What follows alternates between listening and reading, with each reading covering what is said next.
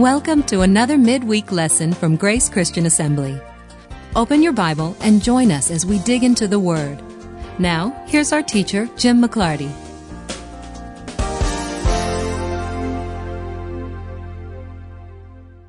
Well, I'm glad to see you all on a Wednesday in the middle of the holidays, because typically once Thanksgiving hits, then attendance starts getting real spotty until like the second week of January. Because in between there's all the holidays and the shopping and the obligations and the cold weather and all the stuff. So I am aware that the next few Wednesdays will be progressively spottier, but I'm glad to see all of you here. What? You're claiming you will be here? No matter what? You are committing yourself? I'll be here. Time and the devil will tell. No promises. Turn to Exodus 9 then. Tonight, we're going to get into God killing all the cattle. Of the accounts that Moses gives of the different plagues, this is the shortest account. He just kind of says it, this happens, but then he goes from there into the plague of boils. God moves from attacking the animals to then attacking the physical people, and then from there into the plague of hail. So God is showing that he's got control of nature in the heavens. We've already seen things like frogs and insects, showing his control of even the smallest of bugs and the minutia of amphibians and insects. And then he's going to go to, I even control germs and viruses. I can create a plague that'll kill your animals. And then he goes right from there to, and I control the heavens. I can pour down pain on your body in the form of boils. I'm in charge of sickness, and I can pour down hail that destroys everything. So it's really God showing progressively, I control every aspect of life on planet Earth. So chapter 9 begins with, the Lord said to Moses, go to Pharaoh and speak to him and say, thus says the Lord, the God of the Hebrews, let my people go, that they may serve me. We see this language before every single plague. God is not being obtuse in any way. He's making sure that Pharaoh always knows what the issue is. The issue is, let my people go so they can come out in the wilderness and worship me. And then, of course, this same phrase that we've heard repeatedly, if you refuse to let them go and you continue to hold them, behold, the hand of the Lord will come against you. How many times has he been told this?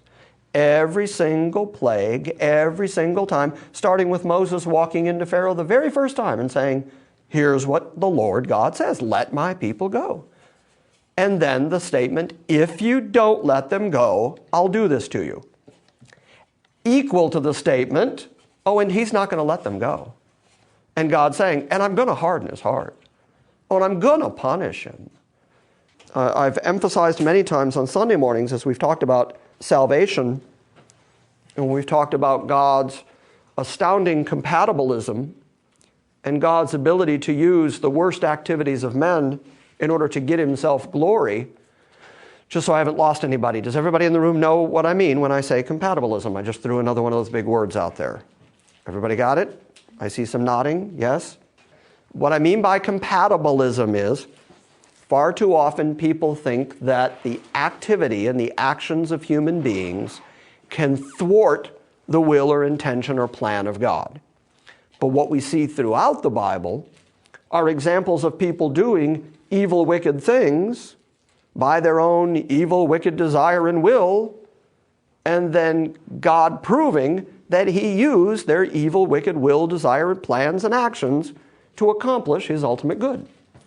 God's will, determination, God's proclamation of how the end is going to go, God knowing the end from the beginning, is not in any whit diminished by the actions and determinations of evil people. That's compatibilism. I'll give you two real obvious examples real quickly. The one that I use most often is obviously Joseph and his brothers hate him and throw him in a pit and sell him into slavery, and he ends up in prison. That's all really, really bad. You can't say that there was any particularly good motive in anything the brothers did. But later when they stood before Joseph, he said to them, you meant it for evil. No question. What you did was evil. You meant it for evil, but God meant it for good, to save many people alive. So God got his glory, did his ultimate goal, brought the Israelites into Egypt, saved them from the famine that was going on in Canaan, did all that through the evil action, intention, and will of evil people. Understand that? Or the most obvious, great big example in the Bible, the most evil thing that was ever done on planet Earth was the killing of God's completely innocent holy Son. There's never been a more evil, wicked moment than evil, wicked men killing God's Son, the only innocent man who ever lived. That's bad. And it's the best thing that ever happened, because in that moment, God fully redeemed all his own. Well, that's a really good thing. So God entered into really bad things and did really good things. And so that's why Luke would write in the book of Acts and say that Pilate and Herod and the Gentiles and the Jews were gathered together to do whatever your hand determined to be done. So from his standpoint, the evil that they did, the wickedness that they did of their own hatred of Christ, served God's ultimate purpose, and they did what God determined they would do. So when we talk about that kind of stuff, I ask the question, well, did they do what they wanted to do?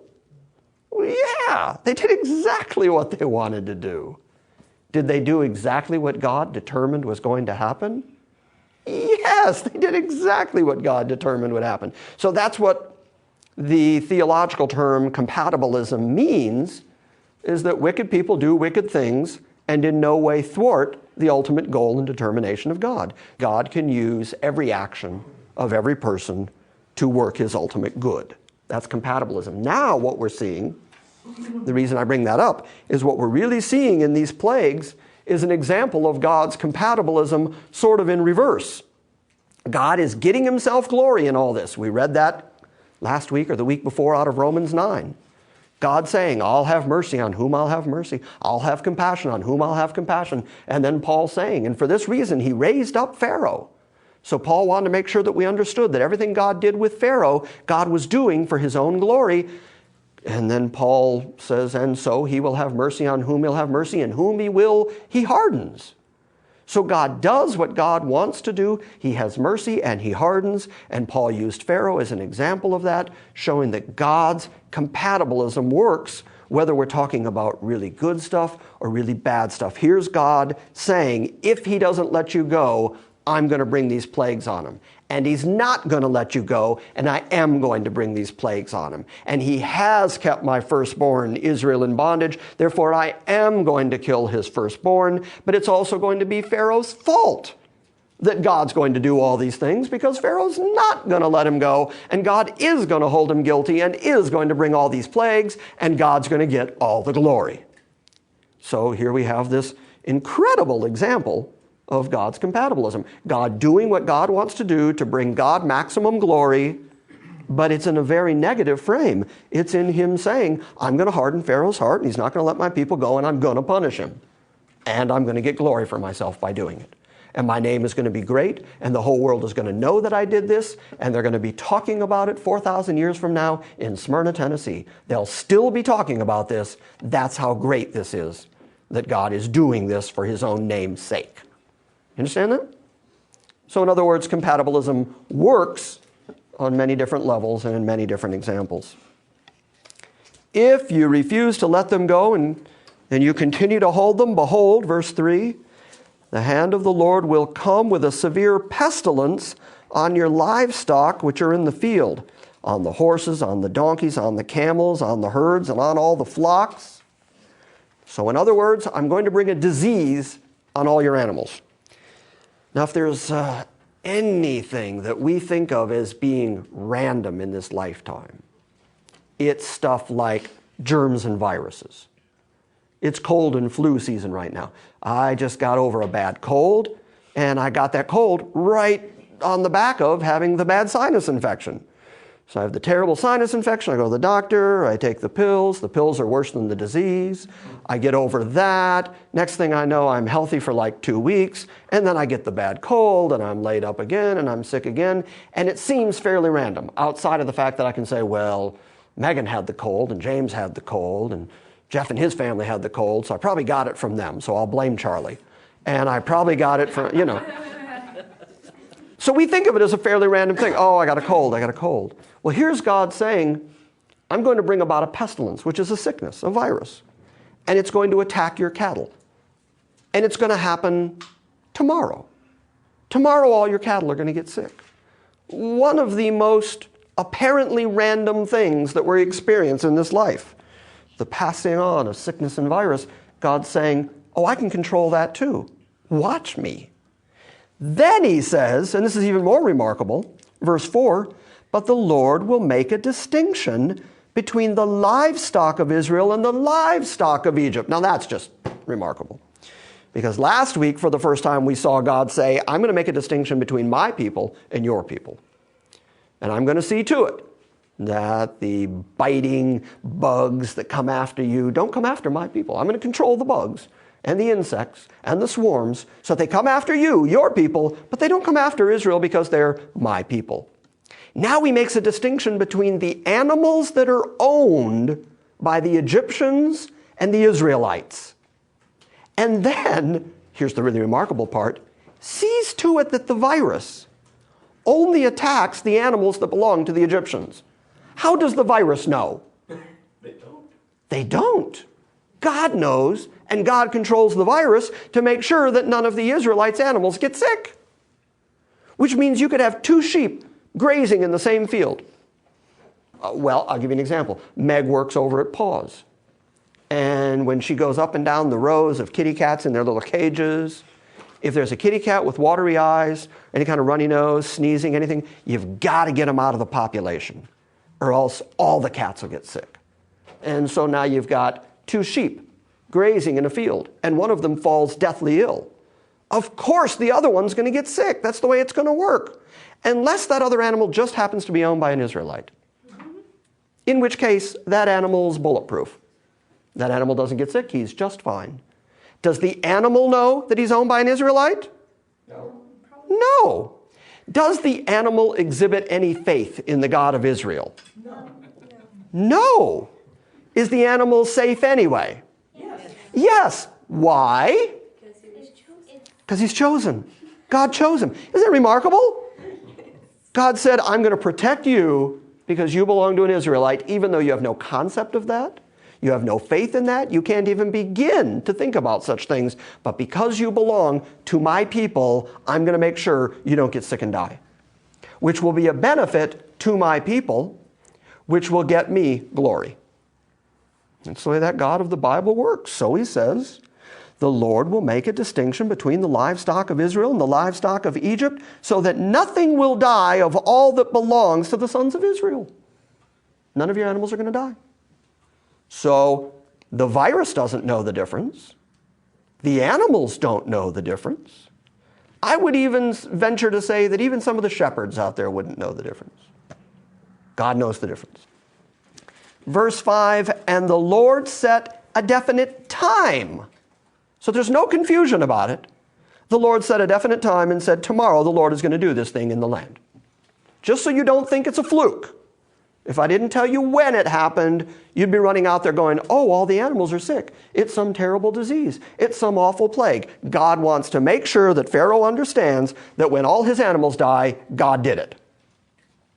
So he says, verse 6, so the Lord did this thing on the next day, and all the livestock of Egypt died, but the livestock of the sons of Israel did not die.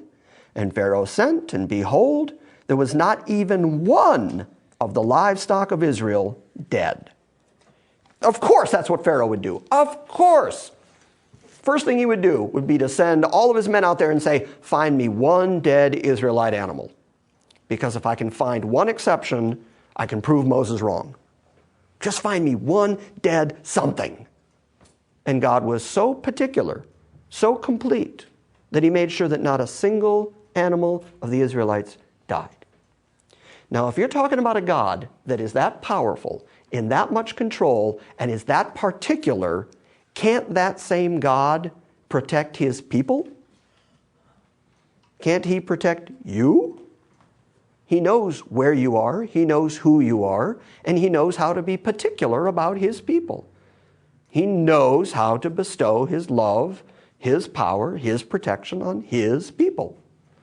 So the next time you reach that point of saying, man, everything's just gone really wrong, everything is really going bad in my life, I think God forgot. I think God's ignoring me. I don't think God likes me anymore. Go back and remember, this is the same God who made sure that not a single animal that belonged to Israel died. He's that powerful, and he's that particular, and he's that complete. In the New Testament, we read it often, and Jesus makes the statement that he's going to stand before the Father, and he's going to say, behold, here am I and the children you gave me, and not a one of them is missing, save the son of perdition, that the scripture would be fulfilled. How can he make those kind of declarative statements? Here they are, God. Here are all the people that you gave to me, and not one's missing. I brought them all here.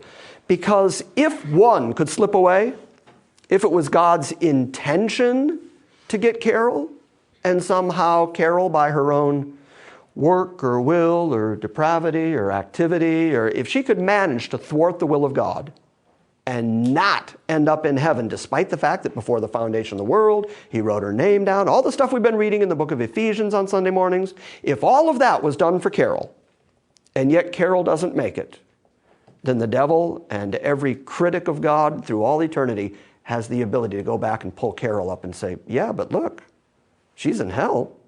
You tried to get her, but you couldn't. Huh? I just got unlucky that time. He was just not lucky. It just didn't work out. Or Carol just wouldn't cooperate. Yeah. Isn't it nice that all the animals of Israel cooperated? Is that good? They all did the right things. So smart. They were so smart, weren't they? Yeah, see, this is such a great example of God just sovereignly protecting those that he chose to protect, despite the fact that they have no actions, no faith, nothing in themselves, no will that they can claim. It's just God doing his God thing and saying, I'm protecting those because they're mine. Yes? I was watching the History Channel earlier today, and they were trying to explain scientifically why the 10 plagues happened. Well, they could only do the first 9 because they were like, we can't do the number 10. But the way they explained the animals, one was it was anthrax poisoning, and I'm like, well, yeah, why didn't the Jewish sheep? Exactly, yeah. Because it was Egyptian anthrax, and the Hebrew animals weren't susceptible to it. Right. As if the animals themselves had some kind of, internal biological Jewishness that kept them. Maybe they were kosher. But isn't it remarkable that the scientific explanations don't work, do they, Sam? No. You get to the end of it and you go, well, that didn't work. What is that? Because they were trying to examine it as a historical text, I guess, Yeah. instead of a spiritual text. And, if they just the general gist of the idea down, then it could... The same thing that the magicians did. Look, if we can give an explanation for how this happened, look, it's just a magic trick, then it can't be God. And that's the same way the critics have always worked. If we can just give some natural explanation, then we can discount the God part. But if you read the account, there's no way to explain it in natural terms. So then I wish that the critics would go the rest of the way and say, the Bible's just made up, it's just a lie, it's just a fairy tale, because it's either completely miraculous or it's a fairy tale.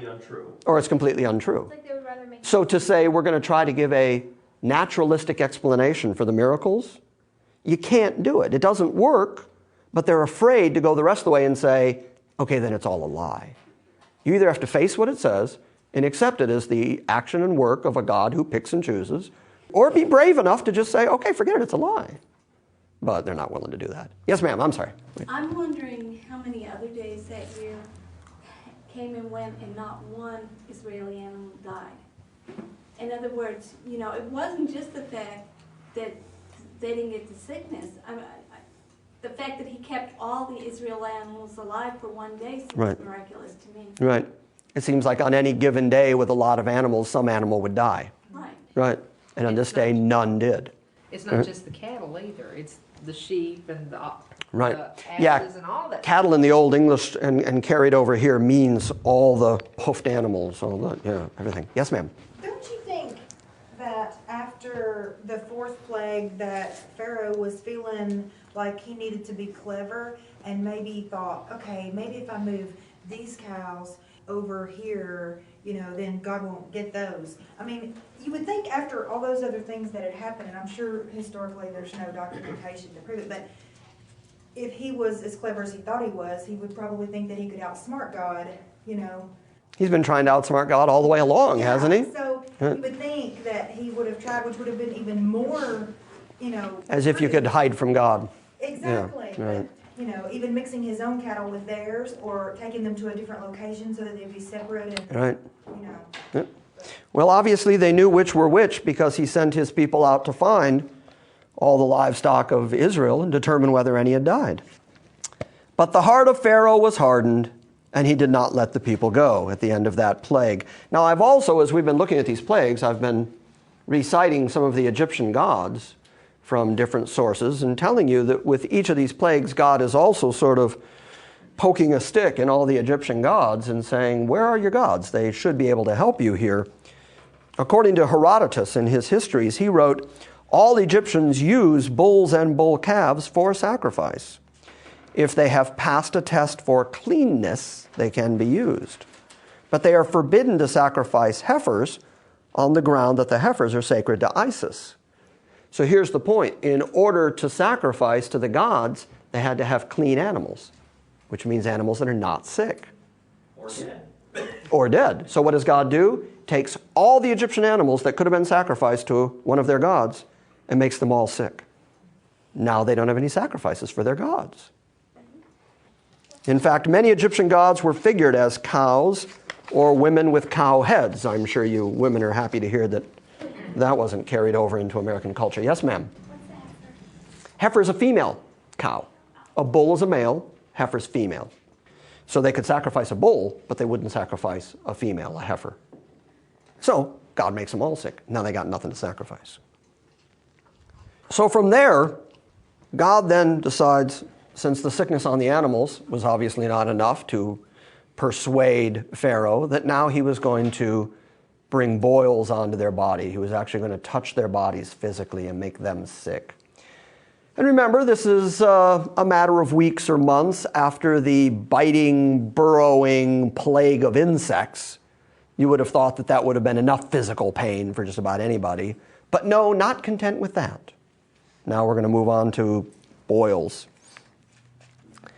Then the Lord said to Moses and Aaron, take for yourselves handfuls of soot from an oven or a kiln, and let Moses throw it toward the sky in the sight of Pharaoh.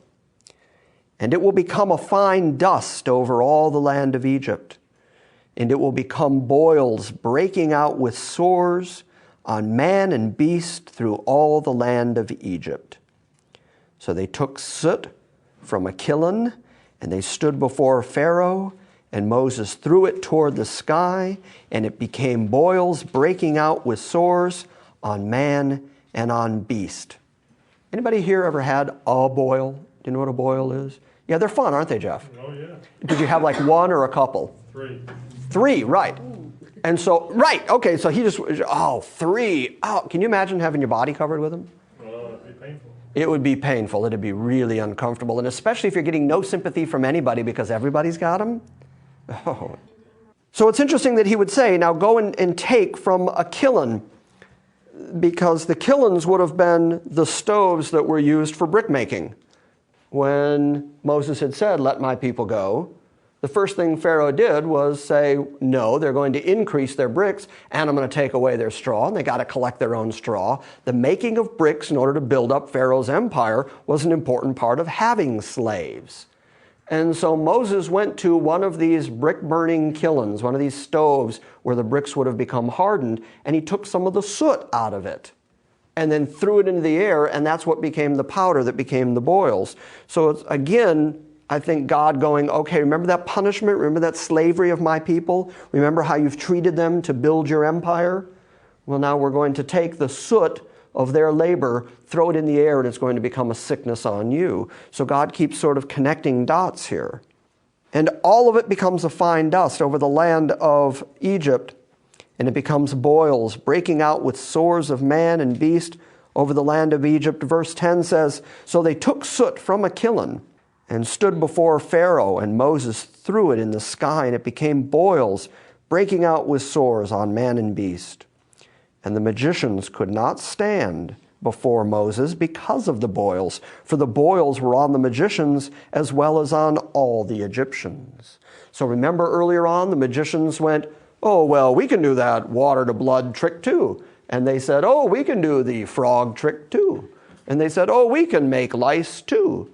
So this time God says, oh yeah, try this. And the magicians can't even stand up. If you have boils all over your body, you're going to want to just lay down. You're just sick, you're in pain, you're hurting. And they couldn't do anything before Moses because of the boils. Yes? I thought all the beasts and animals were dead. It says that the boils were on man and animals. On man and animal. Remember that the plague was on livestock and beast of the field. So those would be cattle. There's still going to be beasts in the area. There's still going to be dogs and cats. There's still going to be birds. There's still going to be beasts in the area. That first plague was particularly on the cattle that could be sacrificed, also be used for milk, for meat, the cattle in the field. What? There's also bears and lions. Right. Sure. All the other beasts. Here, I'll tell you what. Let's go back for just a moment to verse 3. It says, behold, the hand of the Lord will be very severe in a pestilence on your livestock which are in the field. So that's a very particular group. On the horses, on the donkeys, and the camels, the herds, and the flocks. So those are going to be sheep, those are going to be cows, it's going to be cattle.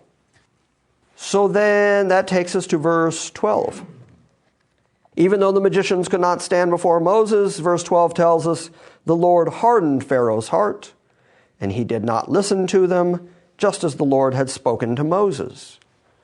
I'm going to take the time one more time to point out the contrast between God saying, in verse 2, if you refuse to let them go, and if you continue to hold them, then I'm going to bring about a severe pestilence. Then Moses writes in verse 12, the Lord hardened Pharaoh's heart so that he did not listen to him as the Lord had spoken to Moses. So Moses is just saying over and over again, God's in control of all of this. Even though it's negative, even though it's bad, even though it's pestilence, even though it's pain, even though it's going to lead to death, it's still God that's in control of all of it. And that God could harden Pharaoh's heart and then blame Pharaoh for it. And whatever you think about that, whatever that may make you feel about a God who acts like that, it's still the only God of the Bible. And Moses keeps juxtaposing those two concepts over and over and over because he's trying to drive home that point. It is God who is hardening Pharaoh's heart, and it's God that's holding Pharaoh responsible for it. So the Lord hardened Pharaoh's heart, and he did not listen to them, just as the Lord had spoken to Moses. Verse 13, then the Lord said to Moses, rise up early in the morning and stand before Pharaoh and say to him, thus says the Lord, the God of the Hebrews, let my people go that they may serve me. There's the juxtaposition. He just said, God hardened Pharaoh's heart so that he would not listen. Then he sent Moses in to go tell him, let my people go. That almost seems like a futile effort. And yet it's God making Pharaoh so responsible that Pharaoh can't say, well, nobody told me. Moses tells him over and over and over again. And yet God hardens him so that he will not listen, and then God holds him responsible for it. Verse 14. For this time I will send all my plagues on you and your servants and your people, so that you may know. Here one more time, God's going to state the reason that he's doing all this, so that you may know that there is no one like me in all the earth. All your earthly gods, all your man-made gods, all your imaginary gods, the God of the Hebrews, the one who made heaven and earth, Yahweh, is making the point of saying, I'm going to keep doing this to you. I'm going to keep messing with you. I'm going to keep killing things so that you know that there's no one like me. And certainly as we read this, when you read about a God who protects his own, makes a distinction between his own and those that are not his own, when you read about a God who can harden hearts and then hold people responsible for their hard hearts, when you read about a God who can move into the most wicked activity of mankind and make it serve his ultimate good, when you're talking about a God who can bring good out of the most evil events in the world, then yeah, you got to come to the conclusion, wow, there is no God like this in the world. There is no God like this described in any other religion. You've got to understand that in all of the respected religions of history, they go to great lengths to make their gods attractive to humans because they want people to be attracted to their gods. And so they make their gods very human-like, whether you're talking about Roman mythology or Greek mythology. They're very human-like, with human emotion and human arguments and human relationships. Or they make them very, very fair. If they're a kind of transcendent God, then they're a transcendent God who also will give you an easy path to get to him. And everybody has an equal shot at him. Whether you're talking about the very vague concepts of the Buddhists, or whether you're talking about the pantheon of gods of the Hindus who are just afraid that they might miss one, which is very much like the men on Mars Hill, so concerned that they might miss out on a god somewhere. You do your comparative religious studies and look at the religions of the history of the world, and the gods of those religions are always very approachable, very likable, very human-like, gods you can relate to. Gods that you can read and go, well, I can understand a God like that. In fact, I kind of like a God like that. He's like me. Only the Bible God, only the Judeo-Christian God is so completely different than men that Isaiah can say stuff like, my ways are not your ways, neither are my thoughts your thoughts. As high as the heavens are above the earth, so are my ways above your ways, and my thoughts above your thoughts. God is very clear to say to human beings, don't start thinking I'm like you. I'm not like you. You're a creature. I made you. I can do with you as I please because I am God and you just aren't. So when Nebuchadnezzar gets too full of himself in the book of Daniel and looks over his kingdom and says, my hand has built all these things. Nebuchadnezzar was known, by the way, historically as being a king of kings because he was a king who ruled over other kingdoms, who had vassal kingdoms underneath him. So when he thought that he ruled the whole world by his own hand, God made him insane. Made him eat grass and grow his hair out like feathers, and says his nails became like eagle's talons, and he went crazy. And then God brought him back to his own mind. And what's recorded in Daniel is that Nebuchadnezzar ends up saying that he realizes now there is a God of heaven, and all the armies of heaven and all the inhabitants of the earth are reputed as nothing in front of that God, and that he will do everything he wants to do among the armies of heaven and the inhabitants of the earth, and no one can stop his hand, and no one can ask him, what are you doing? The Bible is replete with these references to a God who is so completely different than humans that he wants to really make sure humans know there's nobody like me in the earth.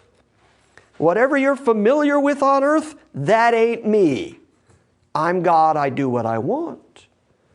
There's nobody who has ever lived on earth who also made a star, right? Nobody here can claim that they ever made a star. How about a whole universe? How about millions of universes? Galaxies and universes. Until guys will go on TV and say there's billions and billions of universes. Who was that? Carl Sagan, that's who I was thinking of, yes. My really bad Carl Sagan impression there, thank you. God wants you to know this. Verse 14, for this time I will send my plagues on you and your servants and your people so that you will know that there's no one like me in all the earth. Far too often human concepts of God say, well, if God's going to prove himself to be God, then I want to see a positive miracle. I want to see God do something really, really good. Give me the lottery, and then I'll make you my God. Heal someone miraculously, and then I'll believe you exist. Do some kind of positive miracle. Somebody walk on some water somewhere. Do something positive that will prove you're God. Here's God proving that he's God, and he's doing it the most negative way you can. I'm going to put boils and sickness on all your people and on all your animals because there's nobody like me. So you don't want to mess with that God. Because not only is he willing to bless his people and protect his people and even protect the livestock of his people, but he's also perfectly willing, as Paul writes in Romans, perfectly willing to pour out his wrath. And you've got to see both aspects of that God as being part of his own revelation of himself. He's the God who protects and saves, and he's the God who judges. And both of those are equally revelatory, and they both bring him glory. They're both, I'm God and you're not. For if by now, look at this is so interesting, verse 15. For if by now I had put forth my hand and struck you and your people with pestilence, you would then have been cut off from the earth. In other words, God's saying, I could kill all you Egyptians anytime I want. I just did it to your livestock. I can do it to you. Be happy that all I put on you was boils. Hear the perspective? I mean, God is perfectly capable of just wiping people out. What was that whole flood thing? That was God saying, if I want to, I'll just take everybody out. And then, of course, you've got Peter writing, and you've got the book of Revelation, you've got Jesus talking about the fact that the day is coming when God is going to, with a fire, destroy the heavens and the earth. Start over again, new heavens, new earth. So God is perfectly capable and perfectly willing, and it's contiguous with his whole personality and everything we know about him, that he pours out punishment and judgment as a way of proving who he is. And next time you're sick, and you go, God, I'm sick, I thought you didn't like me. Remember that he could show up and say, oh, this is nothing. You want bad? I can do bad. This is good. Be happy. Yes, ma'am. In verse 15, the way that you read it, it almost sounded like a what-if kind of statement. In the King James, it looks more like a declarative statement. Yeah, you know, it's interesting that what am I reading from? The New American Standard? The if by is in italics, is added by the translators to add the sense of, if I had wanted to, I could have. But they're getting that from the fact that God is not saying, I've put forth my hand and struck you all with a pestilence so that you've been cut off from the earth, because they don't get cut off from the earth. They continue all the way until Jesus. Does Egypt still exist today? Yes. And yeah, so it didn't happen at that time, did it? No. So really what we're dealing with here is the King James trying very hard to do some kind of formal equivalency and saying, okay, this is what the Hebrew words say, versus the dynamic equivalency that the New American Standard did, in order to say this seems to be the meaning of it, is that God is saying, I've put boils on you, and if I want to, I could wipe you off the planet. For if by now I had put forth my hand and struck you and your people with pestilence, you would have been cut off from the earth. But indeed for this cause I have allowed you to remain. Now what does the King James say there? Because if it says, for this cause I've allowed you to remain, then that clearly gives you a sense of what the first sentence meant. And in very deed of this cause have I raised thee up, for to show in thee my power, and that my name may be declared throughout all the earth. So in other words, you're continuing, I've raised you up, I've put you here for this very cause. And so if you take that second sentence, it modifies the first statement. If the first statement was, indeed, I'll wipe you off the planet, that's contradictory to, I'm going to have you remain so that I can prove myself. Right? Right. Okay.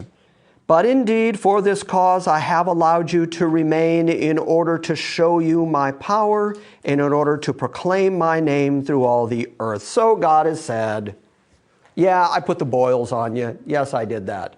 If I wanted to, I could have wiped you out. I could have given you a disease and everybody dies. But the only reason you're alive right now is because I'm going to show my power in you. You exist for my ultimate glory.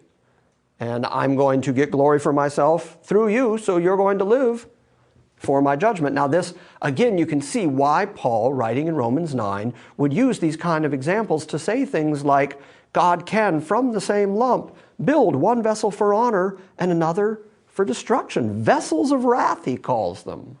Those that are made for dishonor, for common use. God can, of the same lump of clay, the earth out of which all mankind comes, he can make some vessels for the purpose of saving them to his glory. And he can make some that Paul calls vessels of wrath, on whom he's going to show his wrath, which he's perfectly willing to do.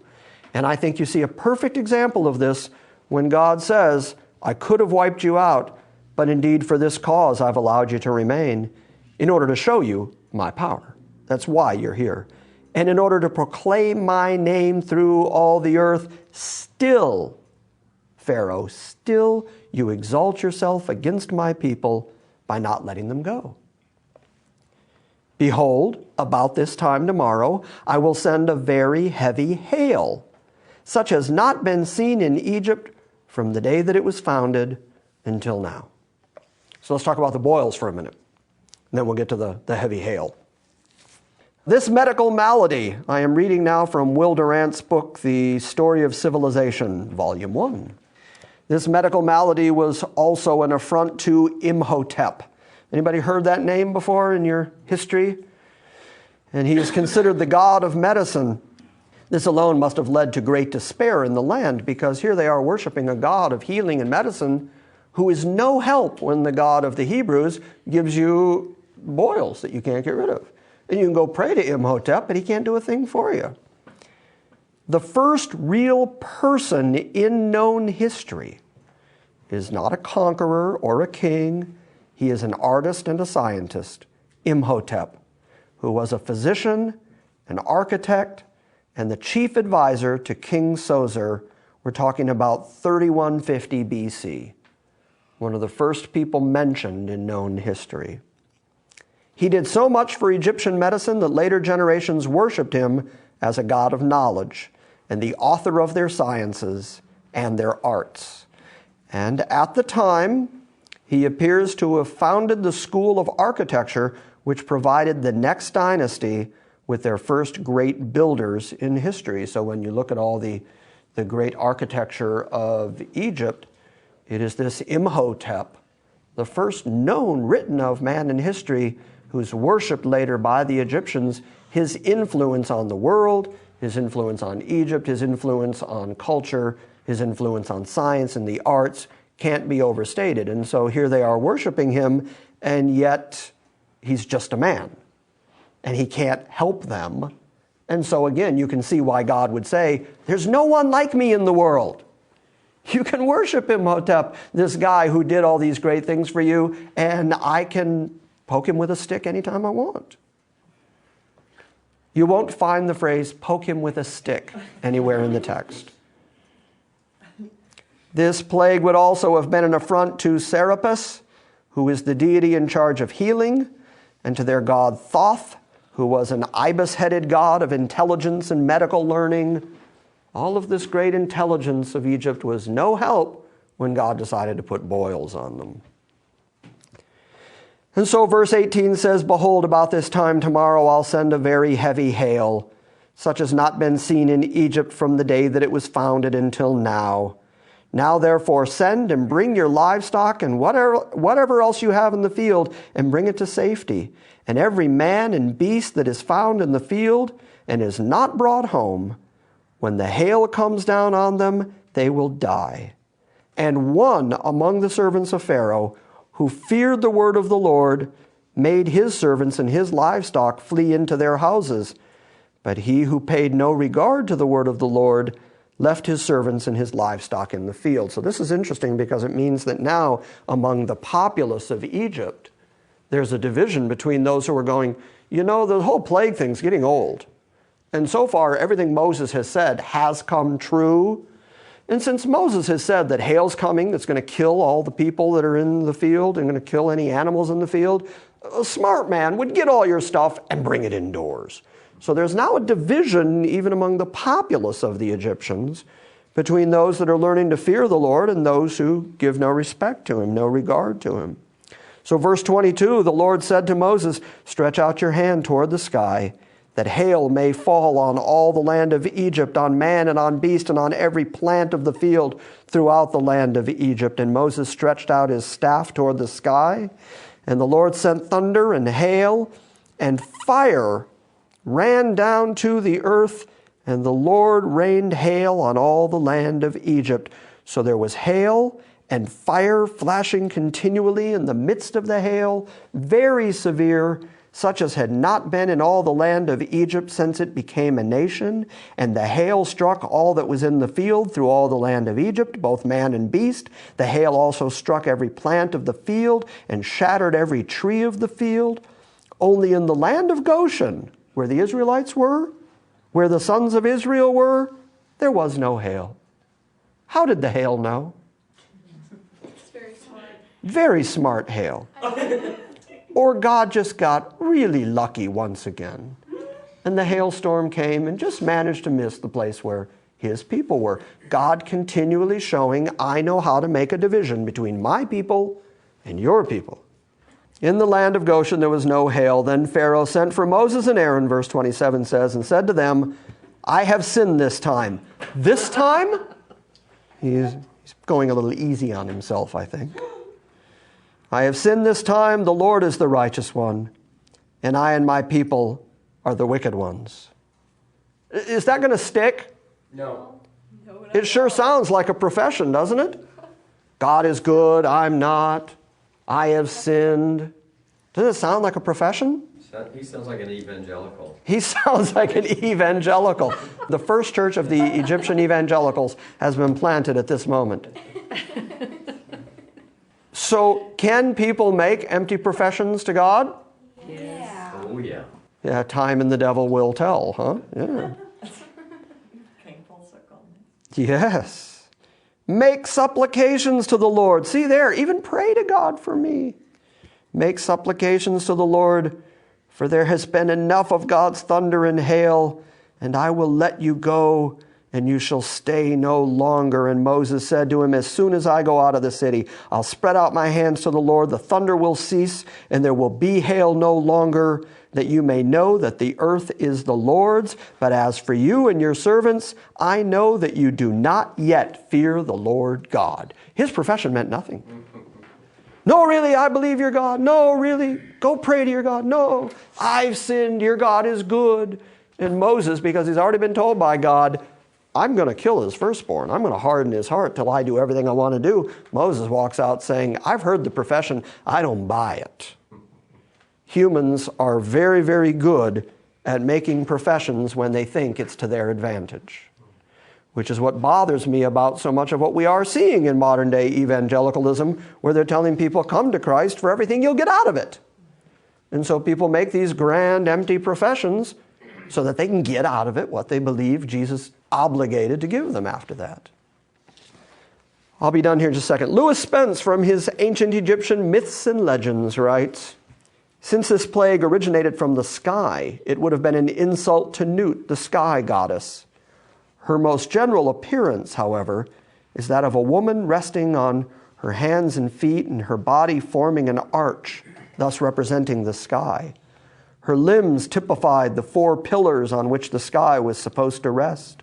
She was supposed originally to be reclining on Geb, the earth, when Shu raised her from this position.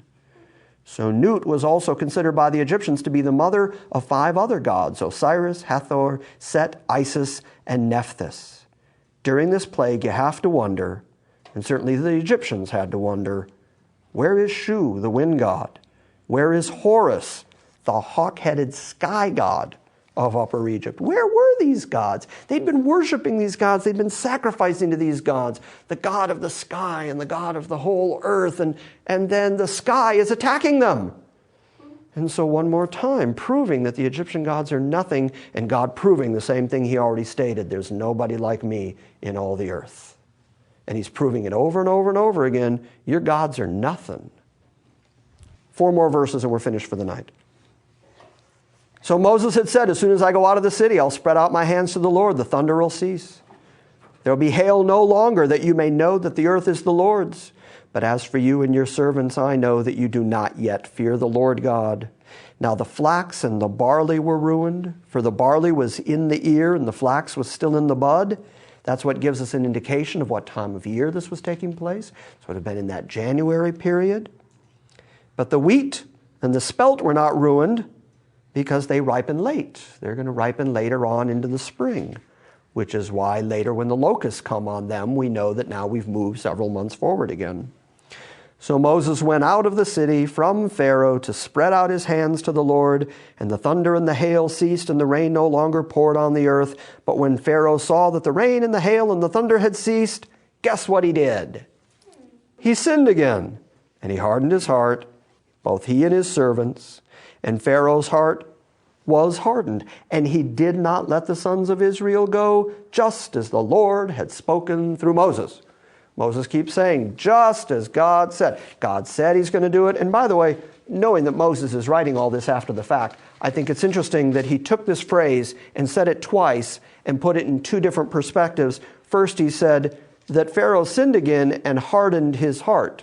And right after it writes, and Pharaoh's heart was hardened. Pharaoh hardened his own heart, and God hardened Pharaoh's heart. And both of those are true. Any questions about all that? Hey, I got 3 plagues in one night. That's pretty good. Up till now, I've only gotten 2 in a night. So that's right. I want some appreciation. And really what this is all doing is it's just driving us to Passover.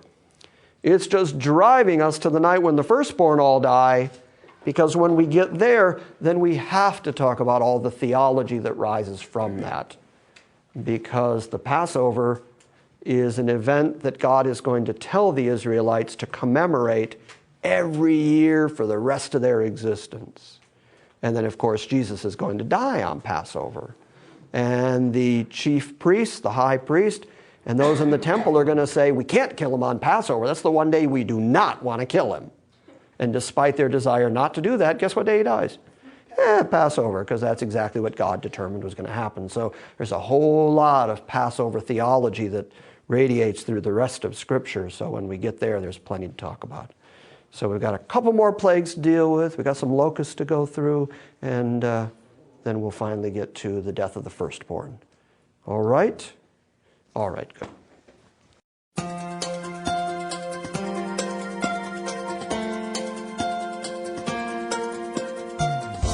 Thank you for joining us for this week's lesson. If you would like more information about Grace Christian Assembly or the teaching of God's sovereign grace, please visit us on the World Wide Web at salvationbygrace.org.